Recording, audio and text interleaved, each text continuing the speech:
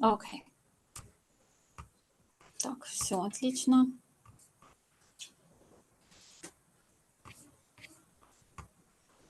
И меня слышно. Хорошо. Так, и экран всем видно, да? Okay. So supplementary application questions, they always have a word limit. It may be, or a character limit. That's something to be careful about. It always says 300 words, 400 words, 800 words, and sometimes it'll say characters, 1,500 characters, for example. That usually includes commas, periods, and spaces. So be very careful with the word counts, but when you're actually writing your essay, first write down what you think. Don't worry about the word count when you're writing your first draft. Значит, там всегда есть какой-то лимит, сколько можно слов или сколько можно букв, включая пробелы и точки, запятые. На это важно обращать внимание, но когда пишем первый драфт, сочинение, не думаем об этом. Говорим все, что хотим сказать. Потом есть способы уменьшить количество слов, не компрометируя содержание. So the types of questions that they ask. Here are some, all of these questions that I have here are from, some are from this year, some are from previous, the last couple of years. Все вопросы, которые сегодня показывают, либо этого года, либо предыдущих 2-3 года. И я могу сказать, какие из каких университетов. So this one is Waterloo Computer Science. What family tradition do you value the most and why? This was an interview question. So they ask you and then you record, you have 90 seconds to answer and you record your answer on video. Это был вопрос устный, он появляется на экране и нужно в течение 90 секунд записать свой ответ. Но вопросы все известны заранее, то есть можно к ним подготовиться. Waterloo interview questions are listed on their website ahead of time. There's about 30 questions and you're asked 4 of them, but you can prepare ahead of time. I'm sorry to interrupt you. I'm so sorry. Traditions do you value the most? This one was interesting. What foods would you be? Yeah. Can you hear me? Yeah, go ahead. Can you? Yes. Will it be possible to lead the session in one language, please? I don't think we all want to hear in 2 different languages. I believe we all understand. I would love to do that, but when I asked at the beginning, some people asked for. Well, they told you their preferences, but I believe everyone understands English, so maybe you can continue in English. Is everyone okay with that? Russian would be preferred. Some say. Yes, please, English. Most of us are parents. Are you going to share the recording of this presentation after the session? I believe Tatiana is going to share it, right? We can post a link to it in the group? Sure. Yeah? Okay. Okay, yeah. Then, okay, thank you. Then I'll leave the presentation. Okay, thank you. Bye. Bye. Okay. Tell us about a time you found a creative solution to a problem. Also Waterloo, but a lot of other Schulich Business School has a very similar question. Tell us about a time you were a good leader. Who's your role model is a very common question. Значит, какая семейная традиция вам нравится больше всего и почему? Если бы вы были фруктом, то каким? Я объясню, как на это отвечать. Расскажите, когда вы креативно подошли к решению проблемы, когда вы были хорошим лидером, показали лидерство. Кто для вас role model? I don't know. Не знаю на русском, как будет role model. Ну, наверное, человек, на котором... Татьяна, вы не знаете? Пример для подражания. Кумир. Кумир есть такое слово. Окей, спасибо. Да, пример для подражания. Кумир, наверное, правильно. Окей. Then there's problems that are asking how you actually solved a problem or to see how you can solve a problem. Вопросы, которые смотрят, как хорошо вы можете объяснить решение, найти и объяснить решение проблемы. Не просто рассказать о том, как вы решили, а именно решить. If you were a pencil in a glass, how would you get out? Если бы вы были карандашом в стакане, как бы вы выбрались? Marks are the best way to evaluate students, agree or disagree. Лучше всего учеников оценивать по отметкам в школе. Согласны, не согласны? Объясните, почему. Next, we have questions that are more personal essays, where you have to talk about an experience that you've had. Про личный опыт вопросы. What makes you a good candidate for this program?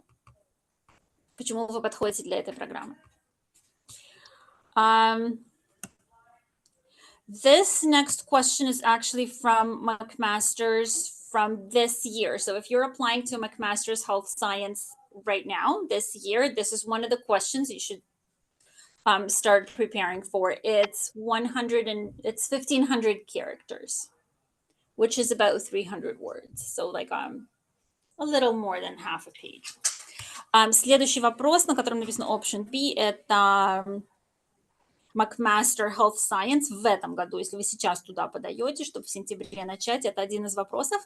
У него лимит 1500 знаков, включая запятые и пробелы.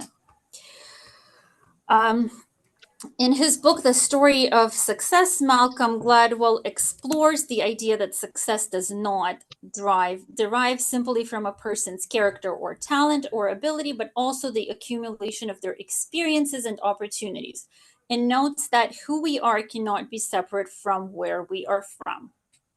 Tell us about where you are from and how it has shaped who you are. Значит, успех зависит не только от талантов, но и еще от нашего жизненного опыта. И вопрос «Кто мы?» нельзя отличить от вопроса «Откуда мы?». Расскажите, пожалуйста, откуда вы и как это помогло вас сформировать. I'm going to go over how to respond to these questions, what to do and what not to do, but where you're from does not necessarily refer to your ethnic background or your country of birth. You can say that you're from a family of teachers, you are from a family of people who value education, you are from an impoverished neighborhood, you are from a diverse, peace-loving, accommodating society. You are from a school that was really strong in sciences. You don't have to answer this with your place of birth or your ethnic background.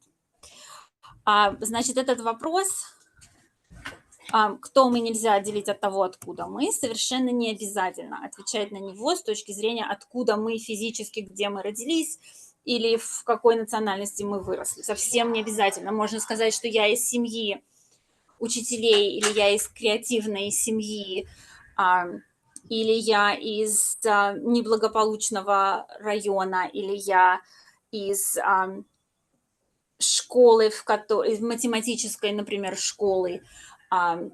Совсем не обязательно говорить о месте рождения, отвечая на этот вопрос. Where we are from is not necessarily physical.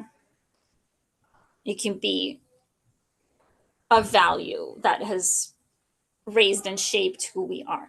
Да, это может быть просто какая-то ценность, которая делает нас тем, кем мы есть сегодня, которую мы несем с детства. Совсем не обязательно это географическая или национальная принадлежность. Analytical questions. Option B. This is also this year's McMaster's Health Science if you're applying there.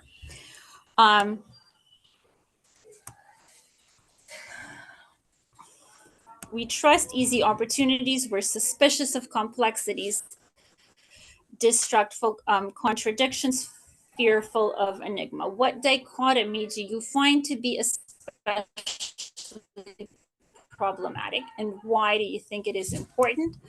to take a more complex view of that issue. This is a popular question. This is the first time I'm seeing it on McMaster's application, but I have seen this question on other universities in previous years. Dichotomy is like a duality, right? Like here they have examples: rich or poor, strong or weak, right or wrong, dichotomies. And then you have to pick a dichotomy that's most meaningful or problematic to you, and then explain why you don't believe in it. With this question, I have seen it answered before. It's a popular question among different universities. The most creative answer that I have seen from students was the dichotomy between science and humanities, right? And the student felt that choosing between, or as a student, choosing between going into sciences or going into humanities is a very ridiculous dichotomy, because sciences and everything that we do in sciences, we do for humanity. And humanity is what pushes science forward. So it shouldn't be a dichotomy. It's a very closely connected thing. Этот вопрос тоже McMaster. Значит, здесь про dichotomies, я не знаю, опять же, как это будет на русском, но это пары противоположностей, да, здесь вот есть богатые и бедные. Мария, извините, пожалуйста. Я, наверное, повторюсь с предыдущим человеком. Возможно, вести презентацию на одном каком-то языке, или на русском, или на английском, очень сильно, как сказать, отвлекает переход туда-сюда. То есть я понимаю, что есть какие-то слова, у которых нет аналогов на русском. Но я думаю, что большинство из нас понимает на русском и на английском тоже. Может быть, они есть, просто я их не знаю. Возможно, может быть, стоит знать, на каком языке предпочтительнее, потому что это просто туда-сюда. И по времени тоже. По времени тоже, да. По времени тоже. Хотите тогда, может быть... Да, если можно на английском. Мне тоже будет легче. Татьяна, хотите, может быть, мы тогда сделаем еще один на русском просто? Посмотрим. Мария, продолжайте на английском, а если кто-то что-то не поймет, то зададут вопросы, я думаю, либо мы организуем еще один на русском, если у вас получится, будет такая возможность. Да, хорошо, просто это надо, потому что эти applications, они уже скоро, их надо отправлять в университет, и поэтому это надо в ближайшие недели желательно сделать, чтобы дети уже могли начать работать. Yeah, that's why I thought, because if the students are listening, then it should be English. Okay, I'll continue in English, and then we can do this again in Russian if there's demand. Okay, so let us know in the chat or in the group, and we can do this again if necessary. Okay? All right. This is going to go much faster now. Okay, so I've answered the question about dichotomies. Dichotomies don't have to be political. It doesn't have to be rich or poor, conservative or liberal. It's better not to. It could be different in subjects like math or history. And as I said, the most creative answer was the dichotomy between science and humanities. A student explained how he felt it was ridiculous to think of those two things as separate. And he was right. Okay, questions related, and then there's questions related to the field, so the specific program that you're applying for. Pick a controversial issue in the field of medicine and discuss it. Clearly, a health science program. This was College of Surgeons in Dublin last year. It was not a Canadian, I don't remember. It was a medical school in Europe. I can't remember exactly, but English speaking, obviously. So either Ireland or England. And we picked pacemakers for people over 85, for example, right? It's a very expensive procedure and it's a very expensive equipment. And is it worth it to perform those operations on people whose lifespan is not that long anyways? Or should we save these more expensive procedures for people who are younger? That was a controversial issue among medical professionals, right? So you have to think like a professional here, not like a patient, but like a doctor. Another example, describe a space where you feel very comfortable. What aspects of the design are responsible for that feeling? Obviously, this is for an interior design program. I think it was Carleton University. What is your best advice when it comes to managing your money and financial literacy? Obviously.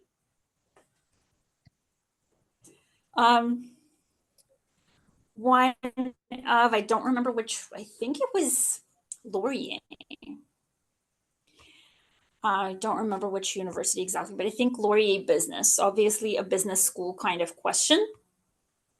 And finally, there's questions related to university life. For example, this is taxes. Texas University, will you believe that delivery is an important part of academic excellence and that is essential to living our core values: loyalty, integrity, excellence, leadership, respect, and selfless service. Describe the benefits of diversity and inclusion for you personally and for the Texas A&M campus community. Up to 300 words. Okay, so this question I'm going to talk about separately because a lot of people ask me about diversity related questions. So this is about campus life and how you will contribute to campus life, not how you're going to be a good student, not how you're going to become a good professional, but how you're going to contribute to student life. So joining clubs, creating study groups, interacting with other students on campus, making sure that no one's rights are being limited and things like that. So these are the types of questions. Next, I want to talk about the kinds of things that you need to show in your answers. So what do universities want to know about you? This is important. This document is going to be shared, and you can send a link to yourself because I gave everybody access. So you can send a link to this document to yourself. But it's also helpful to take notes because I might say more than I type in the document. So what are they trying to figure out about you?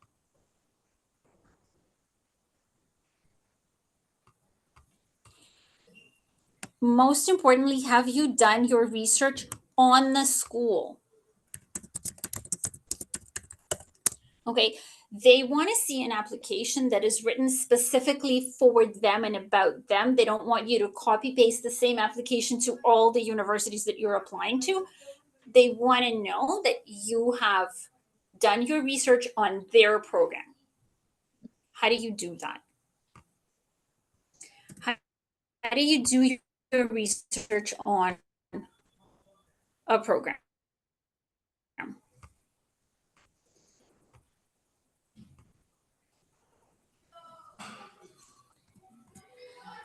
It's not enough to just go on their website because everyone will do that and you'll obviously do that. Follow their clubs, right? Universities have clubs. The universities have students run their own social media for their programs, right? So students who are in a certain program in the university are going to have their own Facebook group. They're going to have, the program is going to have their own account on social media. So you could log in, get invited, see what they're talking about, ask them questions. So follow their club's social media as well. See what kinds of events they run. Look up the professors that are going to be teaching you, and then look up any books that they have written, any publications that they have written in any magazines, right? Follow the different colleges within the campus, follow their students, there's bloggers, YouTubers among students, find them and mention them in your university application, right? For example, a typical question, why do you want to be a student in our university? What attracts you to Waterloo, for example? You can't just say Waterloo is Canada's best university for engineering and I want to be an engineer and that's what attracts me. You've got to mention the research that you've done that an average person doesn't do, right? So something like, I have recently read an article by Professor so-and-so who teaches in your program, and I found the issues that he discusses to be very relevant, something like that, right? Also, those same professors, they might be running their own businesses, and you may be interested in that. And if you find out what else they have going on, mention it in your applications. I went on the Instagram account of your swimming club and I saw that they do this, this, and this, and I want to be a part of that. I went I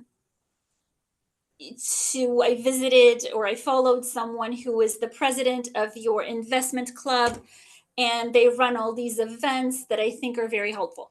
So show that you have done additional research, right? I visited the university. I looked at your labs. You have incredible lab equipment. I can't wait to participate in the lab work that's going to be assigned. Make them feel like this university is your dream and you know everything about them. Okay, so go beyond the websites.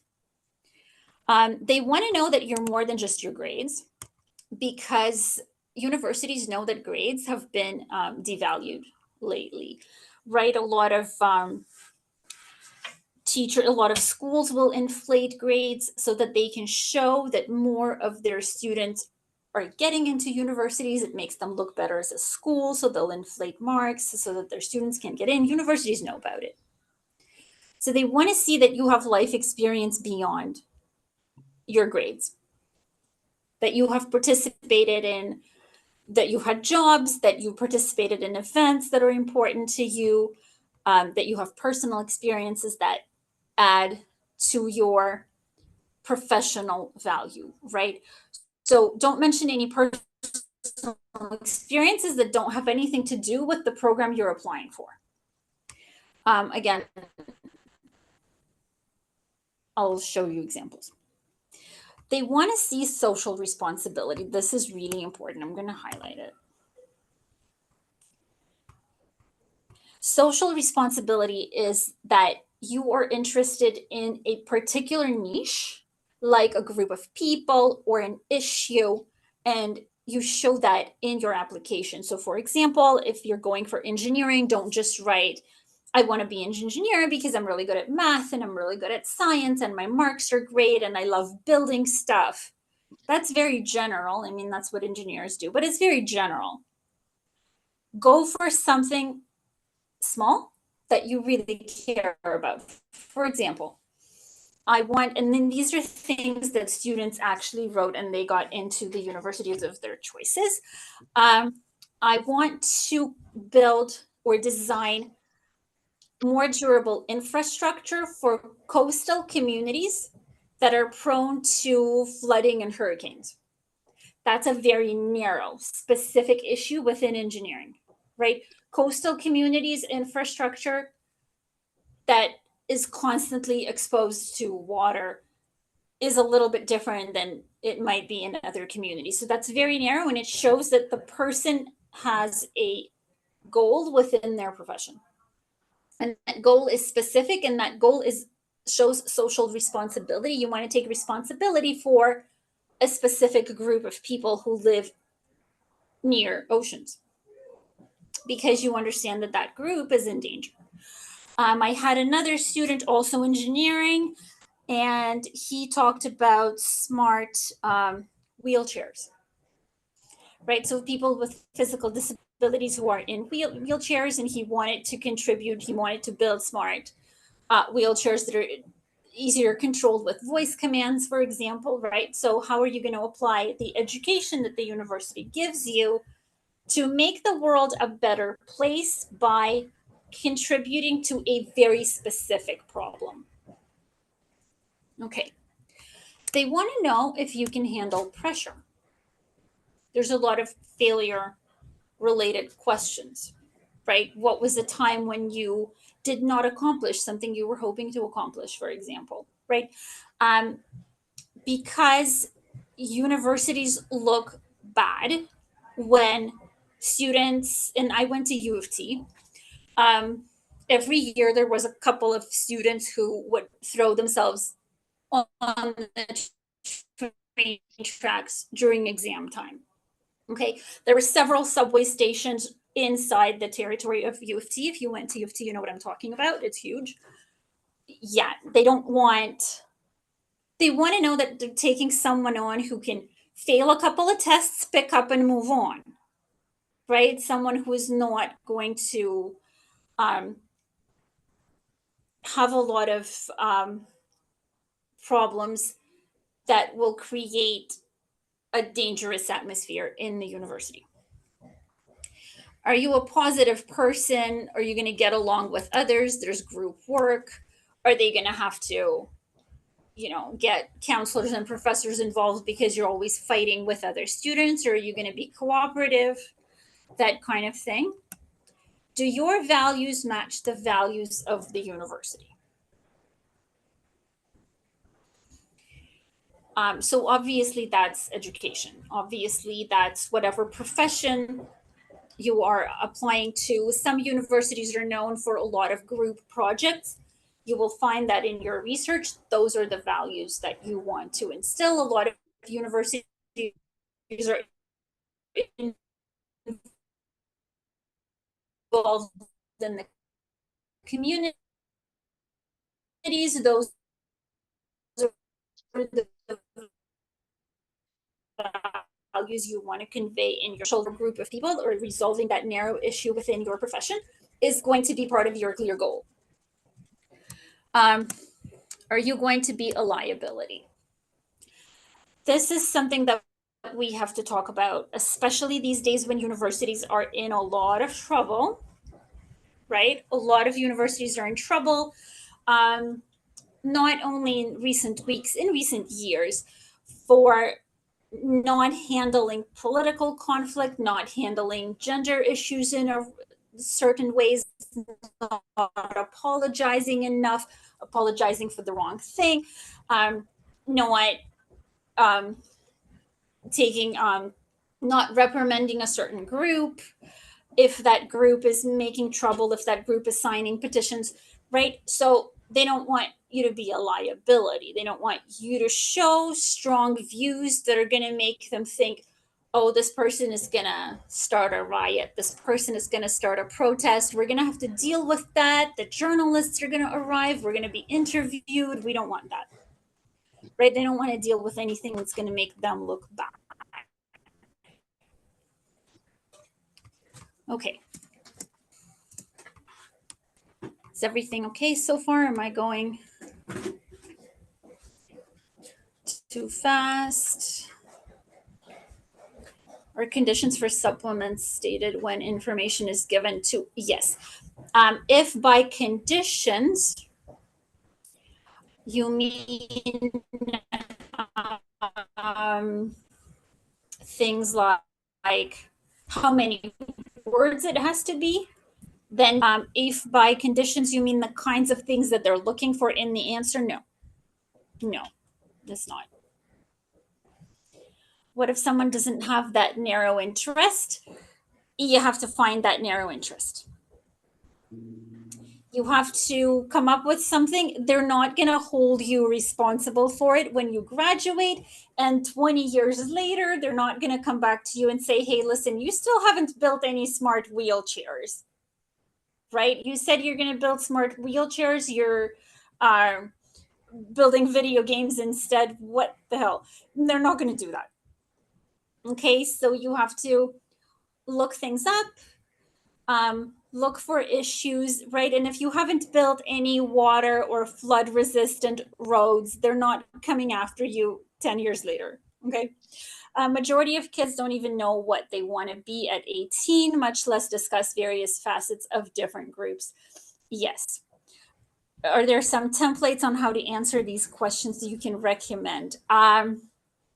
The only thing I can recommend is do your research. Yes, it's true that kids don't know, but you obviously understand that a university is not going to take a kid who says, I have no idea what I want to do. Just take me in. My mom said it's a really good school. She'll feel proud of me. She said she'll buy me a car if I get in, right? Like, that's not going to get them in. They do want someone who looks like they have goals. Universities understand, because as grown-ups, we understand that an 18-year-old's goals can always change. And no one is coming after you. Okay. Yeah, so no one is coming after you if you don't follow up on the original goal or the original niche. Some examples of other niches. I had a student who got into Schulich this year. He didn't really have a lot of experience, but he worked, or he said that he worked in his dad's accounting firm. That's the only place where he volunteered. He helped his dad. And we were able to, and he's like, there's nothing, like, I showed up, I helped my dad, I did whatever, like, he couldn't think of anything. So we ended up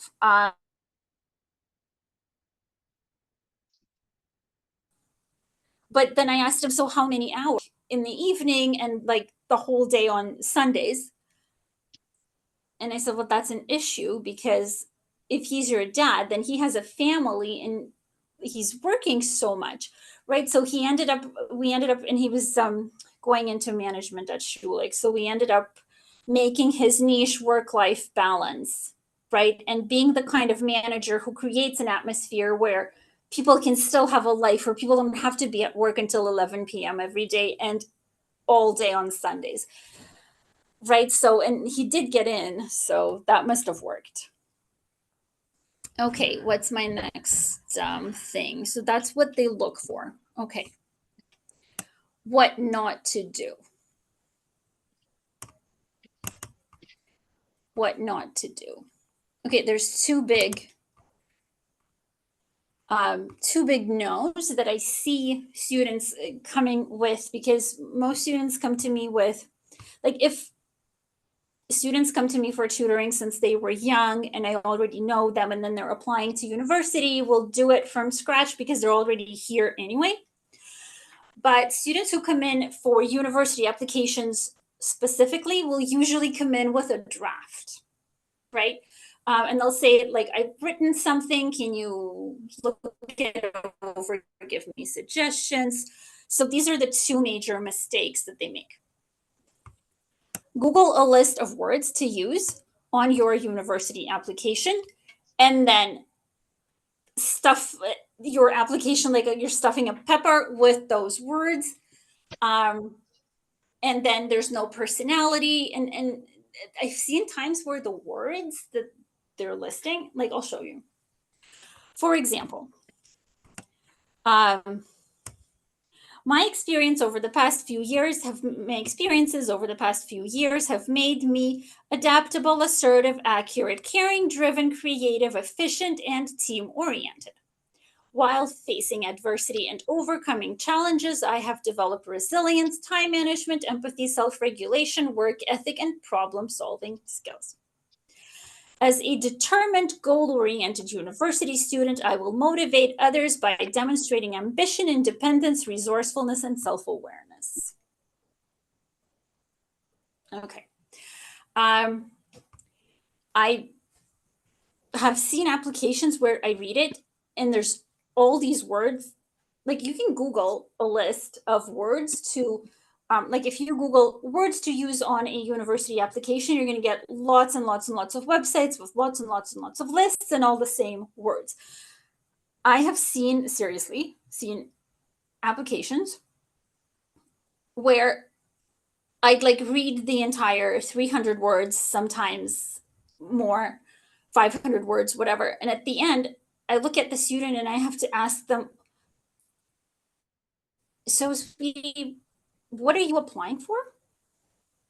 because there's not a word about the kind of job that they want or the kind of program that they're applying to or what they're passionate about. It's all just these words. I'm such a wonderful person. Okay, great. You're a wonderful person. You trying to be a firefighter? You trying to be, we need wonderful people everywhere. What are you applying to? Right? So that's a big mistake. And I don't know if anyone has noticed, but the first sentence here, it's loosely, like all of this paragraph actually, it's loosely in alphabetical order. You can see that the student like copied these words down and then switched them around a little bit, right? Like A, C, D, C, like caring and creative were probably on the list together, right? And then E, and then like, don't do that. It's better to have less words, more experiences. Show, do not tell. So show experiences and accomplishments that demonstrate the skills and values. Less skills, more experiences, and more personality. Right, so don't make your application a list of words you Googled. It's very obvious and it has no personality. Another big don't tell a tragic story. I don't know where this rumor started, but a lot of my students come in thinking that, or they heard it somewhere, that it's a good idea to tell a sob story about yourself, something that, like a tragic experience in your life. Tragic experiences do change who we are. It's true. But they don't make us good at a particular profession. They don't make us a good candidate for a particular program, right? Surviving a car accident doesn't make you a good engineer. Experiencing racism is not going to make you a good accountant. Unless you can spin that tragic experience and say that you found a way to fix a problem, you learned a life lesson that has made you great for the university, the program, the profession that you're applying to, right? So just being in a refugee camp doesn't make you a good engineer. Being in a refugee camp and figuring out how to set up kind of a do-it-yourself water purification system, that makes you a good engineer, right? So the focus then is on change and lessons learned, right? I've had very successful applications of students who like, and showing that change and showing that you're capable of finding a problem and fixing it does not necessarily take a tragic experience, right? I have Ben's example. Okay. So his was, I think I've already given it, was about the dad working in long hours, right? That's finding a problem and hoping to fix it. Another one was working at a tennis camp. Not a tragic experience at all. Working at a tennis camp, seeing that kids were grouping, the ones that were good at tennis were showing off, not playing with the new kids, the beginners, and then the beginners were all kind of shy and away in the corner, and then finding ways to split the group and create design activities in such a way that the stars are not taking over and that the beginners are still learning and developing and feeling confident, even though there's kids who are doing much better than them. Right? So something like that. You found a niche that needed help and you solved the problem. All the experiences that you mentioned in your application, they all have to show that change, right? You can't just say, I'm good for a business program because I went to business camp and I worked at an accounting office. No. I went to business camp and I did this and I learned this and I changed something for other people. I worked at an accounting office and I noticed this problem and I realized that, and either you changed from the experience or you changed something within the experience, right? Obviously, when you're a student and you're working for an accounting firm, they're not going to let you redevelop their system. So maybe you changed. You started out feeling a certain way, and then your experience has led to a change. That change can be internal, right? With camp experiences, the change can be external. You changed the activities and you changed the way other people felt, but it's okay if the change is internal as well, as long as there's a change, not just the fact that you were present there. You showed up, that's not enough. There's another tragic experience, breaking an arm. This student was applying for physiotherapy. So he talked about his own childhood experience of breaking an arm while he was a pianist and a guitar player. And he couldn't do any of those things with a broken arm. And he understood that an injury, and that's something for a physiotherapist to understand, doesn't just have physical impact. It has emotional impact, the way it changes a person's entire life, and they have to change their goals and they have to find new hobbies if the injury is long-term. So that experience and then the change that occurred is more empathy and deeper understanding of injuries beyond the physical. That looked very good on that application. Okay.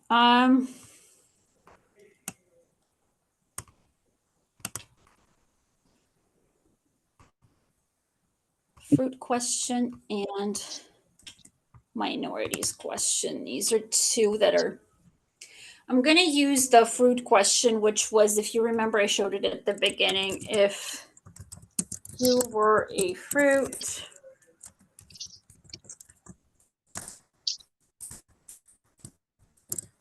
what fruit would you be? I'm going to use this question as an example to show you what they're looking for. Let me take a look at the chat and see if there's anything else. Okay. If all these questions should be answered in the manner that they expect you to, where are all these graduates? Every turn you make, you're nowhere to be found. Everything fails around: medicine, infrastructure, buildings, subway extensions, 10 years in the rain. Yeah. Okay. So it is possible. I don't know if I can answer this question because there's a lot of systems here and I'm not an expert in any of them. Not in infrastructure, not in buildings, not in medicine, not in subway. But so one thing is, 10 years ago, the application process was not that grueling. The people who are responsible for making these systems run graduated probably 20 years ago. They did not have to write these applications. That's one thing. And maybe that's why. Because it was a lot easier to get into university 20 years ago. And that's the generation of people who are running all these failing systems. Maybe that's what it is. I know there's a lot of questions that I listed, but there's only one you applying. So a lot of your experiences are transferable from letter to letter. So each time you apply to a university, if you're a therapy program, question? No? Okay. If you're applying for a physiotherapy program, for example, and you did break your arm and you learned from that injuries go beyond physical, and when you have to treat a patient, you have to treat the entire patient. Maria, sorry, maybe try and mute us all again. Because I think somebody's just unmuted, that's all. Oh, is that how it works? Yeah, somebody came off mute, I believe. I can't remember how I did that. It was participants, right? Oh, here. Mute all. Okay.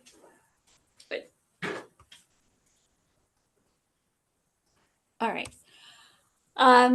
So your experiences will be repeated from university to university. What will change is the amount of research you show about the university. That has to be individualized for every program. Unless you're applying to a bunch of different professions, then yeah, you're gonna have to change it every time. Okay, so I wanted to use the fruit question as one example, and then the minorities question, because parents have been asking about that. So if you were a fruit, what fruit would you be? How do you show them all those things we wanted to show, that you're more than your grades, that you have goals, that you have values that align with values of the university with this question? Well, you get to explain, you don't just name the fruit, you get to explain why that fruit, and the fruit has to represent the values. So for example, if you say, if I were a fruit, I would be, I'm trying to think of something. I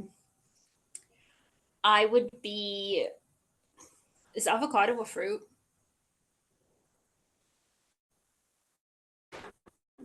I'll go with avocado.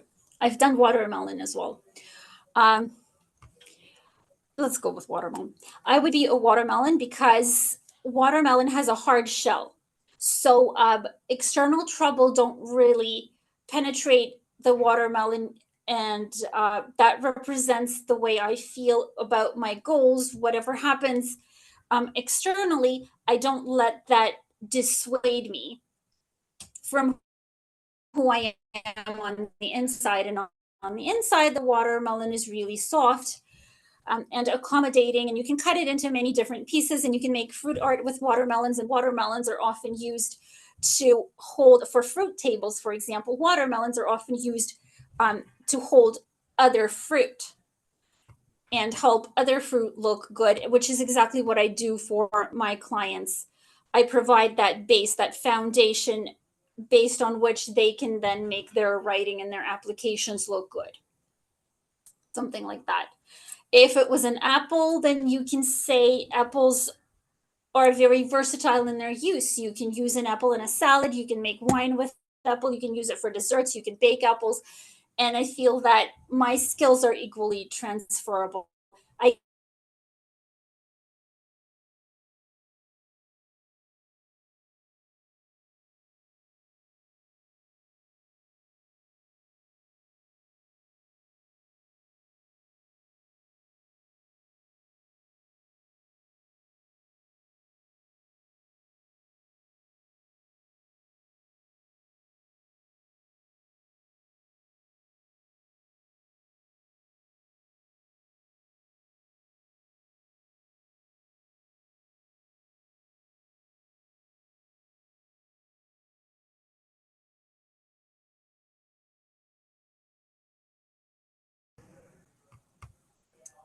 All right, don't know why I disconnected. Can everyone hear me? Yes. Yes, okay, perfect. All right. So minorities question, okay. A lot of universities, I don't know if they're gonna do that this year, but in the past couple of years, they asked, do you feel like you belong to a minority group? Or they'll have a question like, what culture or subculture do you belong to? Do you feel that you have experienced adversity because of your belonging to that group of people? Does it speak much about the quality of that university? Not necessarily. There's policies. All universities are by similar policies. They have to be accommodating. They have to be. They have to show tolerance. They have to show inclusion. So it's a trend. Like this question, I have seen it on applications, European universities, Canadian universities, American universities, and they're all different types of universities. It's just something that they have to ask. would it be acceptable to insert some soft jokes in the application essay or supplementary question answers? Neutral jokes, yes. Depending on the kind of question, of course. Like if it's a fruit question, then like the question itself is a joke. Or an animal question, right? Your humor just has to be very neutral. It can't be the kind of humor that can offend anyone. And obviously no profanities, polite professional language. Grade 11, she said that by September next year, she needs to apply for university. So only for grade 11 count towards university. No. So the application process starts in the fall, but they don't look at your marks until the end of the first semester. Sometimes for early admissions, they will look at grade 11 marks. Only a few universities do that, early admissions, and then some universities will take her based on her grade 11 marks. Usually they'll have additional applications and they want like the essays, and they want to look at her experience. Programs that are very popular and very competitive don't do early applications. Early admissions. They wait until everyone's grade 12 marks are back. But they don't look at, you start applying, you submit your application, you submit your essays, you might have appointments. They don't actually look at your application, at your marks until later. And even that, the offer is conditional. So if your grade 12 marks don't come in at the right level, they might withdraw the offer and say, hi, sorry, we don't want you anymore. I've never seen that happen, ever. But it is legal for them to do that. What was the answer to the minority diversity question? I haven't answered it yet. So a lot of my students are worried that answering what minority do you belong to, what culture, sometimes it's a question more about culture or nationality, that kind of thing. A lot of my students worry that that's not going to help them, because it's like that, white male from an upper middle class, like there's not enough adversity, there's not enough discrimination against certain groups. I don't want to sound like that there's not enough, that's not what I meant to say. But that they're not going to want you because you belong to a privileged group, right? It's usually part of pick one out of these two questions, and you can pick it or you cannot. The thing is, it's not about your background. Again, it's like the fruit. It doesn't matter what fruit you say, it's how you show that the values and the characteristics, right? So I have had students, like third generation Italians, answer that question and say, I'm third generation Canadian, Italian Canadian. And this is very important to me because I participate in community, especially helping the elderly. And the value there was our connection with the older generations and what we can learn from older generations. So if you emphasize that in the question, it doesn't matter what culture you belong to, right? As long as you show learning and you show something that you care about. So that was good.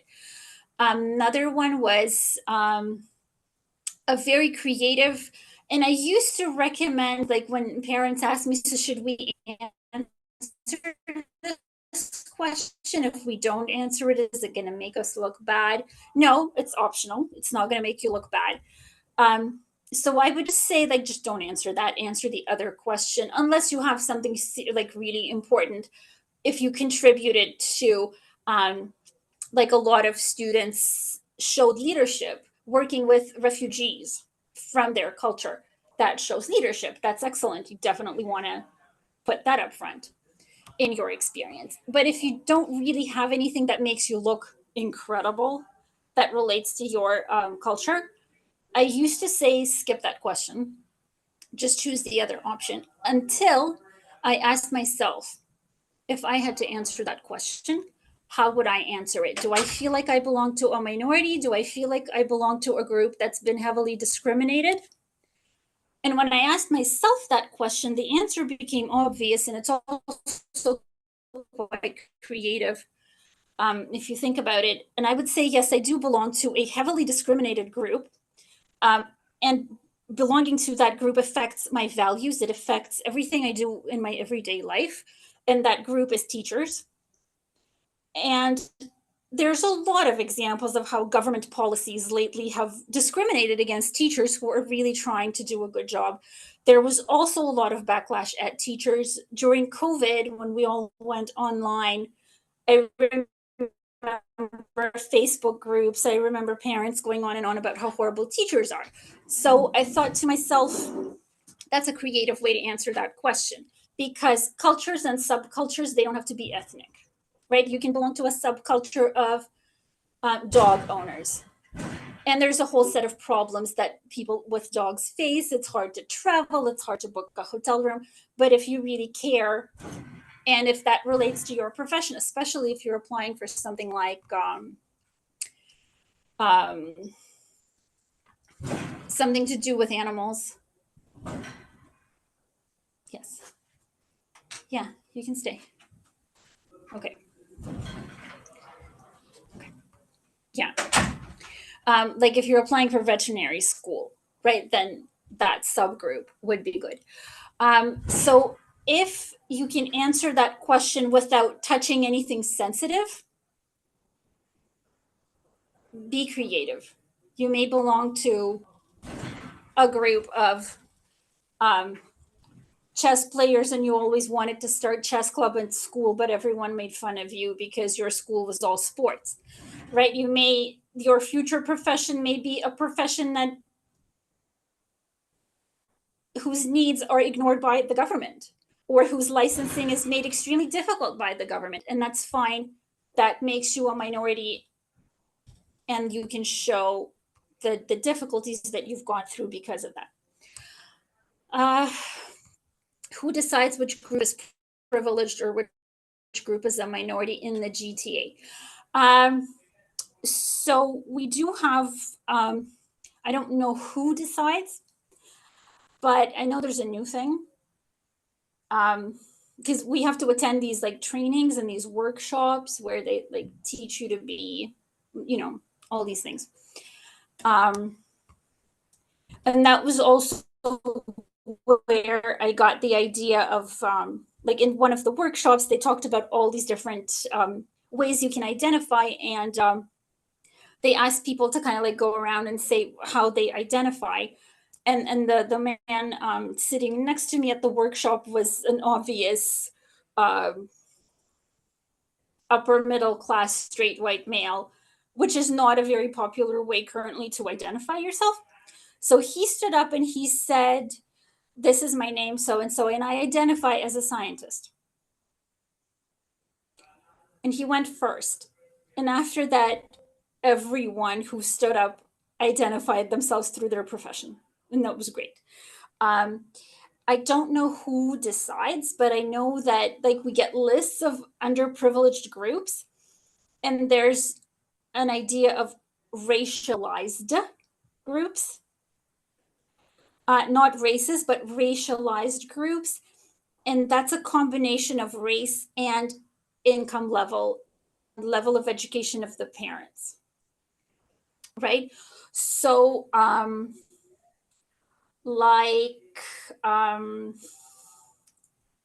don't know, if you're from, let's say, the Philippines, and your parents are doctors and you live in a wealthy neighborhood, you're not a racialized group.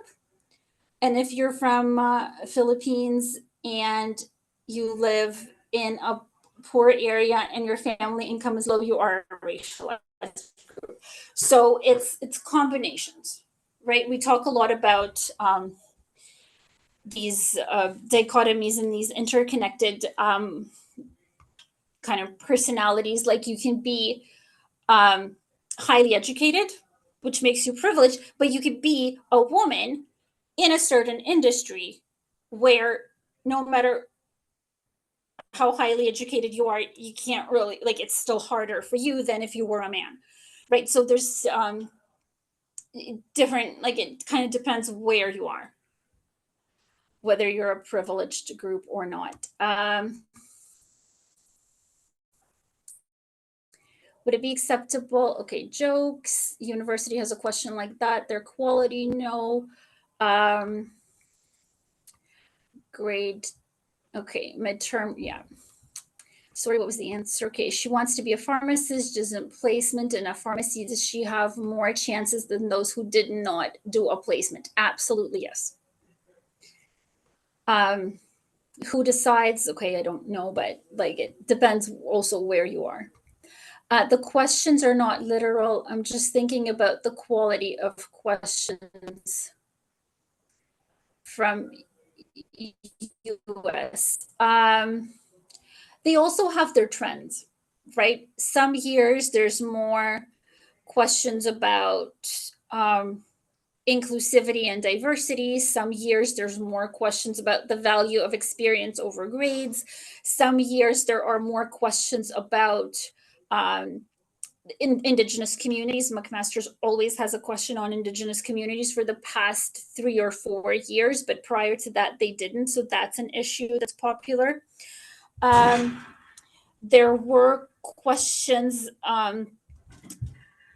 there used to be a lot of questions on artificial intelligence, computers, technology, that kind of thing. I haven't seen them in the last couple of years, but there are trends. Is it possible to provide a good example how to respond to such questions?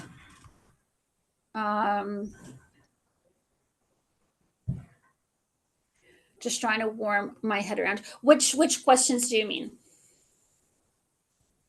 Like give me a question and I'll give you a good example of how to respond to it. Well, I guess, yeah, I'm just going to speak as faster. Just a question that has to do with diversity and inclusion. You know, you gave example as, you know, as a person from Philippines with doctors as parents. I'm sure majority of us here are not and don't have doctors for parents. So just for a group of people here, right, like something more relatable, how do we respond to that question correctly? You know, as I said, you know, to identify yourself as a certain minority. Are we minority? Are we majority? Where's that threshold that we shouldn't be, I guess, overstepping? That you should, okay. So the threshold, and I talked about the issue of becoming a liability for the university, right? So if you identify yourself as, let's say, a certain group, let's say Eastern European women, and which is probably the most, and no one talks about this, but in Western Europe, it's Eastern European women that end up with the most low-paying jobs a lot of the time. And they're probably, I don't have the statistics on it, but probably the number one group for today's equivalent of slavery, human trafficking, and sex slavery. Very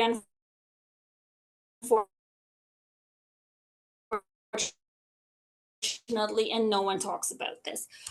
If you can identify yourself as that group and you can bring up working at, volunteering at a shelter, helping refugee women with children, then definitely go ahead and identify yourself as an Eastern European woman who is a minority, because like the Western may not consider you European enough or white enough or whatever, right? There's issues there as well. If you can show that you're belonging to that group. Apologies, just to interrupt.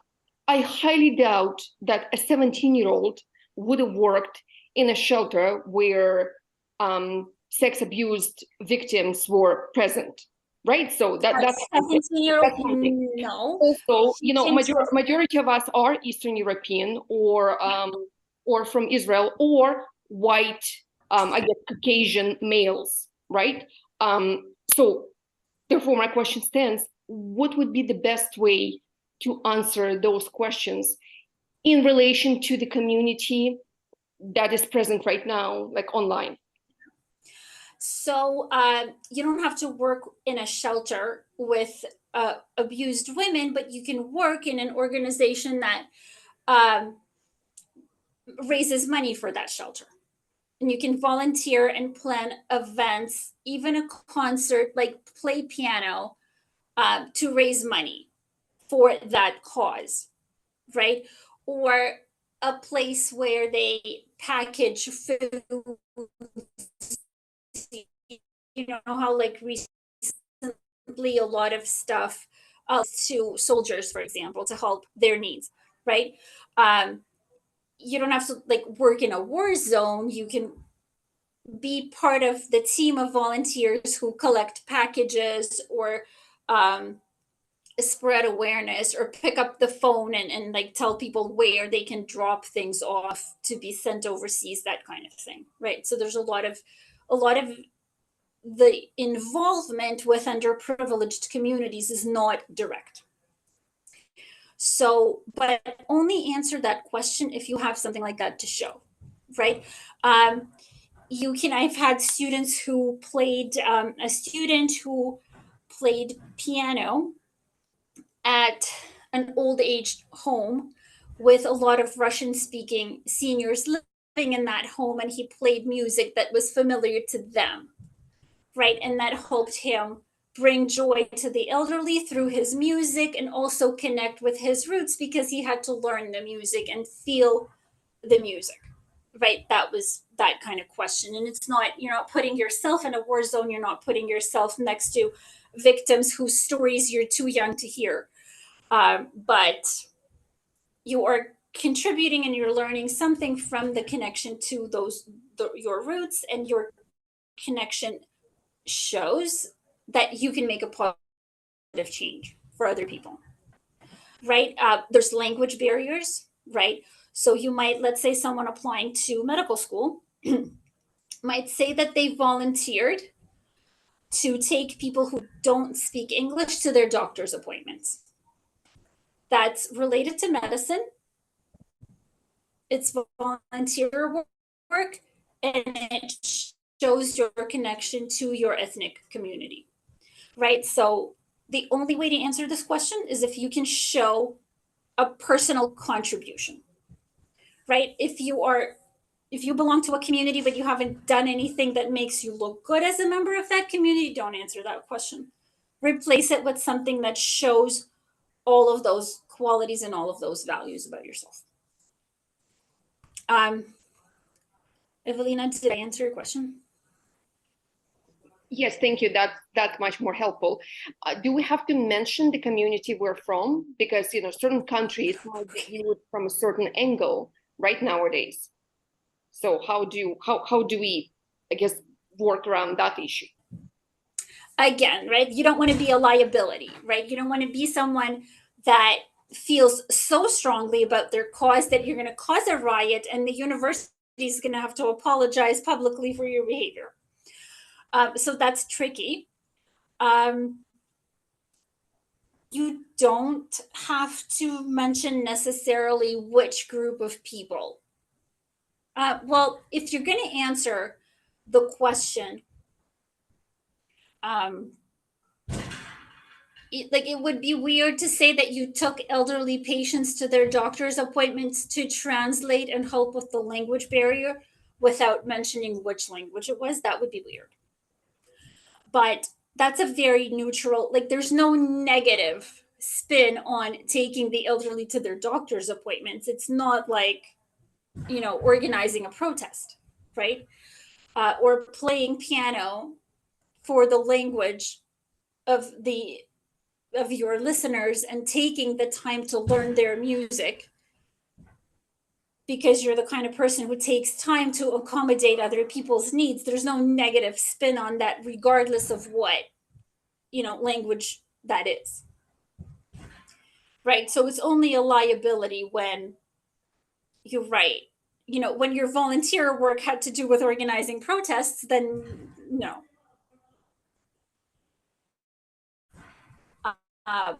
But if it's a positive contribution that shows wonderful qualities of the student, it doesn't matter what language they speak, they're still a good person. And that's obvious in the application. Thank you very much. That's very helpful. That's very helpful. Thank you. Glad. Okay. I have said everything that was on my list. Let me just check.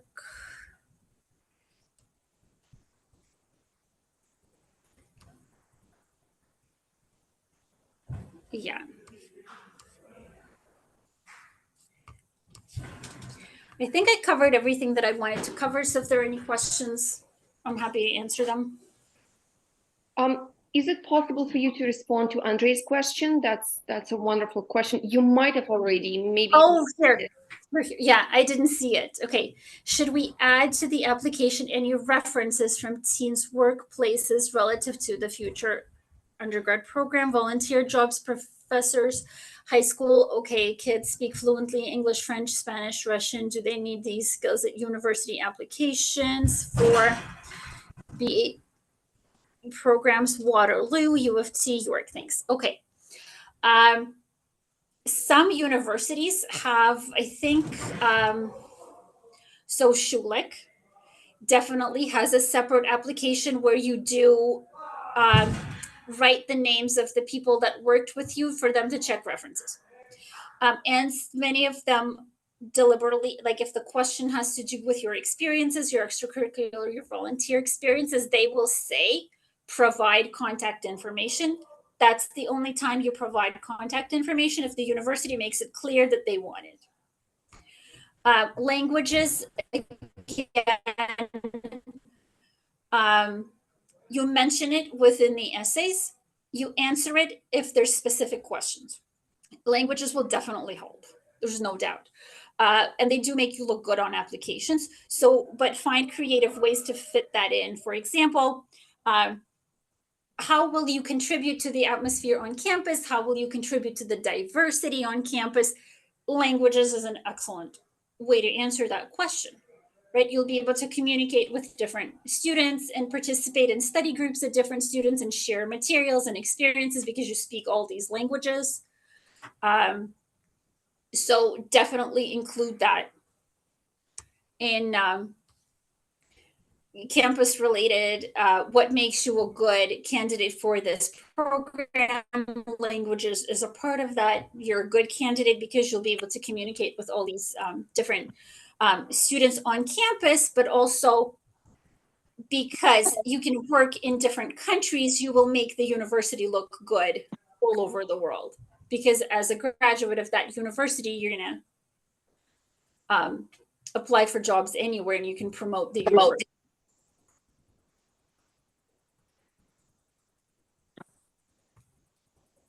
Okay.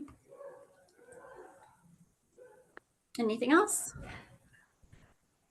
Maria, whenever there is a supplemental application, right, that comes along with the regular application, do they state certain parameters, as you mentioned, 1,500 not words, but word count and character count is always included in the question. So it is. Do they either state in the question or at the beginning? Okay. Like So the parameters are McMaster's University, for example, they have one page counts always. Yes. Okay. Do they state if there is also a supplemental video interview that you might have to do? For instance, Queens does that. I didn't know that until I spoke with the representative, that there is a video interview that you have to be prepared for. They give you, they give you a question, 10 minutes to get ready for it, and then you go. Do they state that? You have engineering as well, and even less minutes, like 2 or 3 minutes. Yeah. U of T as well, Waterloo as well, computer science at Waterloo, the same thing, yes. And they record your answer. Usually that information is on their website, on the program's website, when you click on how to apply, or when you click on future students link, it gives you that information. It should be pretty clear. Most universities make it very clear on their websites, but it's always a good idea to call just in case, to make sure you didn't miss anything, or email the right person to make sure you didn't miss anything. So just to recap, I guess to understand better, what you do is you help students to write out that sort of an essay, right? Based on the questions that are provided by the university, correct? Yes. Okay. That's part of what we do. We also have reading and writing classes starting from grade 2, both enrichment programs for kids who are doing well at school, and tutoring for kids who are falling behind. But English only. We don't have math or science or any other subjects. Well, any subjects that have to do with writing, like if it's an essay in history or geography, we can certainly help with that.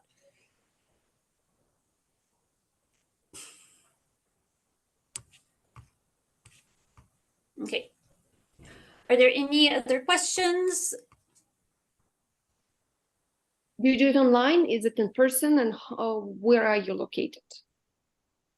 For in person, we have a location at Dufferin and Confederation Parkway. So like roughly Dufferin between Highway 7 and Rutherford, and one in Newmarket across the street from Upper Canada Mall. And we do online as well.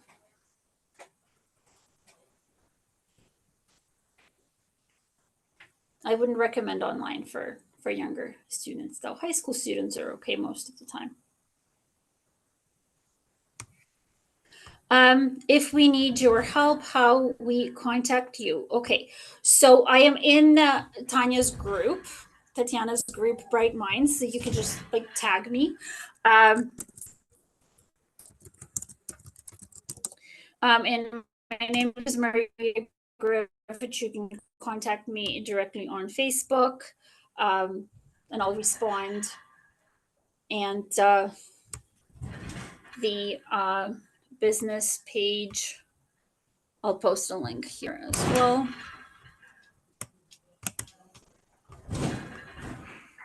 Where am I? If you can hear background noise, I apologize, but there's nothing I can do about it. It's a martial arts class upstairs. They're above me, and there's nothing I can do. And it sounds like they're throwing people across the room.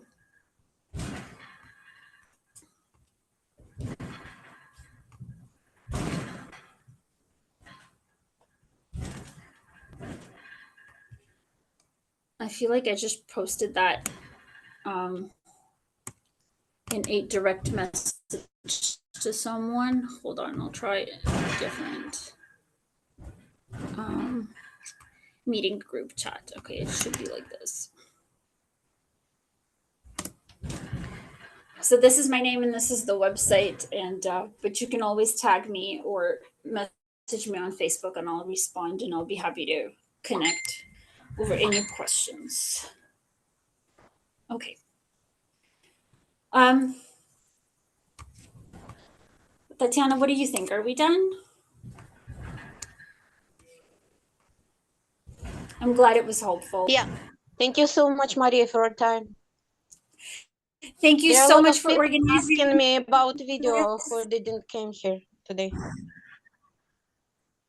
So okay, when you will have recording, could you send it to me? Couple of days though too. We can, I guess, upload it on YouTube or whatever you do. I can upload it to my channel as well. We'll figure it out. Okay. It was very helpful as usual.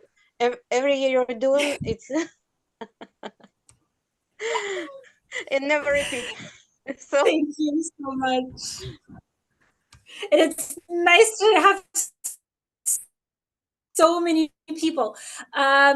let me know if you want to do this again in Russian in the next few weeks. We should be able to. I just don't want to like push it into December because then it's like kids are really stressed out if they have to write these. But the applications have to be written in English. So, okay. Oh, Maria, one question. Yeah, one question. This. Do universities change their, I guess, applications process? You know, sometimes they need a supplemental and sometimes they don't. I'm just thinking, is there some sort of like Excel spreadsheet? You know, this university, you must do this, right? Instead of going through each one of the, prospectuses that they give out. They have changed, but the change is slow, right? So, for example, Ryerson University used to have nothing at all. They just took you through your marks. When some of their programs are becoming more and more popular and they have to filter people out, they do change their application process. Yeah. And they also add new programs. For example,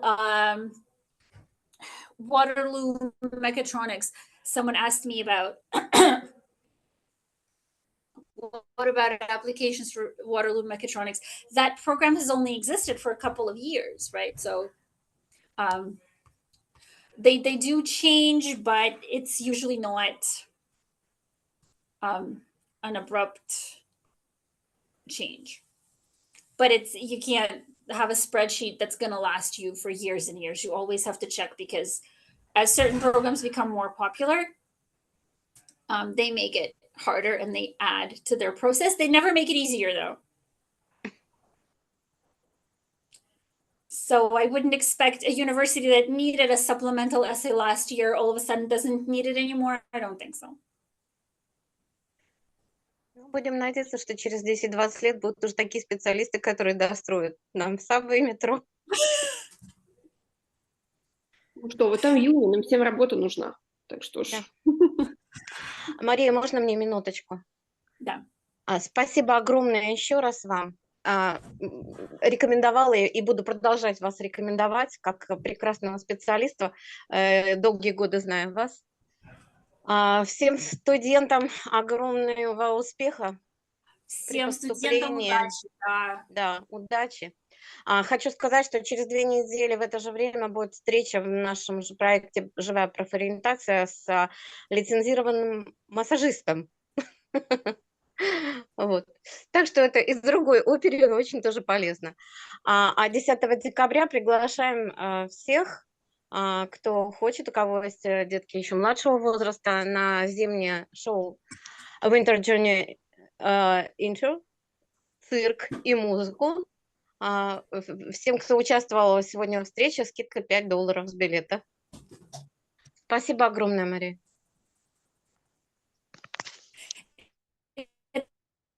Это вот с Ларисой, с Wonderful World of Circus, с Татьяной, да? Да. Да, Татьяна Отлично. будет. Всем спасибо, кто пришел. Надеюсь, что было полезно. Удачи всем студентам и всем хорошего вечера, ночи уже. До свидания.